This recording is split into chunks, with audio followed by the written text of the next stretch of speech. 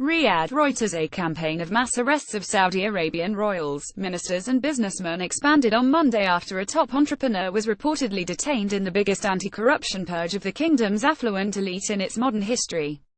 The reported arrest of Nasser bin Akil Al Tayya followed the detention of dozens of top Saudis, including billionaire investor Prince Al Walid bin Talal, in a crackdown that the Attorney General described as Phase 1. The purge is the latest in a series of dramatic steps by Crown Prince Mohammed bin Salman to assert Saudi influence internationally and amass more power for himself at home. The campaign lengthens an already daunting list of challenges undertaken by the 32-year-old since his father, King Salman, ascended the throne in 2015, including going to war in Yemen, cranking up Riyadh's confrontation with archfoe Iran, and reforming the economy to lessen its reliance on oil. Both allies and adversaries are quietly astounded that a kingdom once obsessed with stability has acquired such a taste for assertive, some would say impulsive, policy-making. The kingdom is at a crossroads. Its economy has flatlined with low oil prices. The war in Yemen is a quagmire. The blockade of Qatar is a failure. Iranian influence is rampant in Lebanon, Syria and Iraq, and the succession is a question mark, wrote Exia official Bruce Riedel. It is the most volatile period in Saudi history in over a half-century. The crackdown has drawn no public opposition within the kingdom, either on the street or social media. Many ordinary Saudis applauded the arrests, the latest in a string of domestic and international moves asserting the prince's authority. But abroad, critics perceive the purge as further evidence of intolerance from a power-hungry leader keen to stop influential opponents blocking his economic reforms or reversing the expansion of his political clout. Prominent Saudi columnist Jamal Khashoggi applauded the campaign, but warned he is imposing very selective justice. The crackdown on even the most constructive criticism, the demand for complete loyalty with a significant or else, remains a serious challenge to the Crown Prince's desire to be seen as a modern, enlightened leader. The buck stops at the leader's door. He is not above the standard he is now setting for the rest of his family, and for the country, he wrote in the Washington Post. Accounts frozen. The Saudi stock index initially fell 1.5% in early trade but closed effectively flat, which asset managers attributed to buying by government-linked funds. Al-Tayyar Travel 1810, share plunged 10% in the opening minutes after the company quoted media reports as saying board member Nasser bin Akil Al Tayya had been detained in the anti-corruption drive. Saudi Asia Trading, Tourism and Manufacturing 4080, Shea and Red Sea International 4230, Shea separately reported normal operations after the reported detentions of board members Abdullah Saleh Kamal, Khalid Al-Mulhaim and Amra Al-Dabba. Saudi banks have begun freezing suspects' accounts, sources told Reuters. Dozens of people have been detained in the crackdown, which have alarmed much of the traditional business establishment. Billionaire Prince Al Walid bin Talal, Saudi Arabia's best-known international investor, is also being held. The Attorney General said on Monday detainees had been questioned and a great deal of evidence had been gathered. Yesterday does not represent the start, but the completion of Phase 1 of our anti-corruption push, Saad Al-Majeb said. Probes were done discreetly to preserve the integrity of the legal proceedings and ensure there was no flight from justice.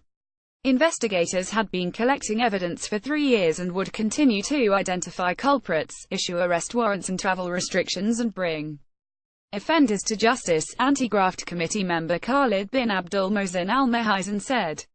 Saudi King Salman bin Abdulaziz Al Saud poses for a photo with National Guard Minister Khalid bin Ayyaf and Economy Minister Mohammed Al-Tuwaijri during a swearing-in ceremony in Riyadh, Saudi Arabia, November 6, 2017. Saudi press agency handout via Reuters. News tightens. The front page of leading Saudi newspaper Okas challenged businessmen to reveal the sources of their assets, asking where did you get this? Another headline from Saudi-owned Al Hayat warned after the launch of the anti-corruption drive, the news tightens, whomever you are, a no-fly list has been drawn up and security forces in some Saudi airports were barring owners of private jets from taking off without a permit, Panar Abdalia Lashak Al-Orsat said. Among those detained are 11 princes, 4 ministers and tens of former ministers, according to Saudi officials. It's mostly princes from the previous system who made a lot of money in business. That's the common denominator, Stephen Hartog of the London School of Economics told Reuters.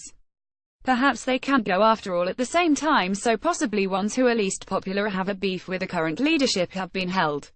It's pretty systematic. The allegations include money laundering, bribery, extortion and taking advantage of public office for personal gain, a Saudi official told Reuters.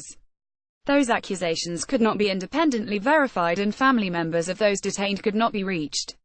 The new anti-corruption committee has the power to seize assets at home and abroad before the results of its investigations are known. Investors worry the crackdown could ultimately result in forced sales of equities, but the extent of the authorities' intentions was not immediately clear. Overkill among those detained is Prince Muttab bin Abdullah, who was replaced as Minister of the National Guard, a pivotal power base rooted in the kingdom's tribes.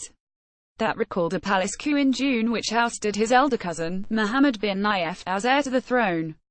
The moves consolidate Prince Mohammed's control of the internal security and military institutions, which had long been headed by separate powerful branches of the ruling family.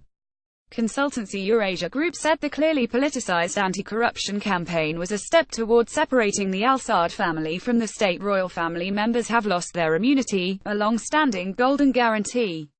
Yet many analysts were puzzled by the targeting of technocrats like ousted Economy Minister Adel Fakir and prominent businessmen on whom the kingdom is counting to boost the private sector and wean the economy off oil.